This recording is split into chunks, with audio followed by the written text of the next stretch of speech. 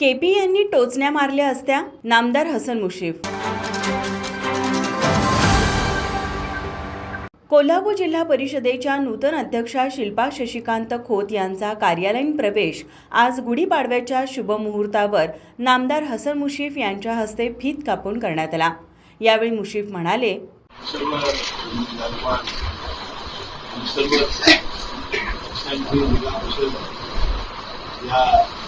कार्यकर्ते सदस्य बंधू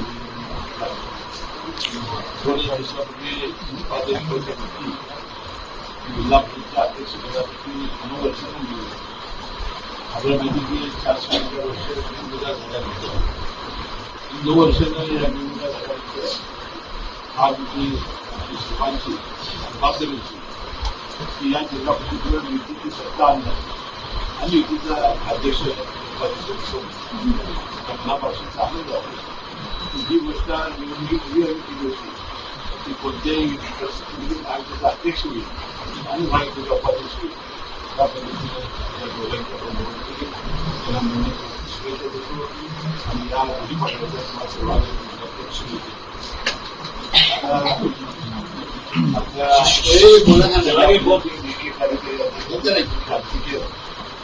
अतिशय कर्तव्यदक्ष, अतिशय ऍक्टिव्ह, अतिशय प्रामाणिक, पारदर्शी काम करणारे असे अधिकारी आपल्याला सापडले.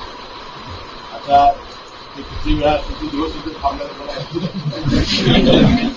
डोळे आहेत जिल्हाधिकारी पदावर. त्यामुळं आपल्याला आपल्याला माहिती असेल की पंतप्रधान नरेंद्र मोदी साहेबांनी 2 जिल्ह्याचं प्रेझेंटेशन या देशात घेतलं होतं. त्यामध्ये क्रांतिकारी कोल्हापूरचे त्यांच्या मिसेस या सातारचे शो जे या दोन्ही नवरा बायकोनी ग्राम विकासामध्ये विशेषतः जिल्हा परिषद ही ग्रामीण भागाची विकासाची गंगा आहे. त्या कशा पद्धतीने काम करायचं आपल्याला माहिती असेल की प्राथमिक शाळा आणि आरोग्य आणि स्वच्छता आणि पाणी पुरवठा याला फार मोठं प्राधान्य कार्यकर्त्यांनी आपल्या देशासाठी काम केलेलं आहे. त्यामुळे त्यांचा अनुभव, त्यांचा पाठिंबा जे जितके दिवस जातील ते चांगलं काम करण्याची संधी त्या अध्यक्ष उपाध्यक्ष आणि सर्व सदस्यांना मिळेल. त्याशिवाय आता उपाध्यक्ष खोत या दुसऱ्यांदा निवडून आले ते कशा काय अनुभव मिळून आहे. म्हणजे जिल्हा परिषदेच्या सभागृहाचा त्याला अनुभव आहे. तानाजी पटेल नव्याने निवडून आले आहे. संग्राम कुटेकर असतील, मनोज पाटील अनुभवी मार्गदर्शन तुम्हाला सगळ्यांना लागणार आहे. आणि म्हटलं एक चांगला कारभार ही अनेक वर्ष निरीक्षण झालेली होत्या. त्यामुळं 15वा वित्त आयोग 14वा वित्त आयोग हा गावागावात पोहोचला नव्हता. ती पोहोचण्याची फार मोठी जबाबदारी या निमित्ताने आता सगळ्या अध्यक्ष उपाध्यक्ष 30 पदाच्या नवीन आता महासमितीचे सभापती होणार आहेत. आता 2 दिवस झालं वर्तमानपत्रामध्ये काही डिक्टी येत होत्या. तुझा खुलासा केल्यामुळं त्याला किती पटलाचं समाधान झालं असेल. त्याला आपण बोलायला दिलं नाही तर त्यांनी आमचे निश्चितपणानं टोचणे मारले असते.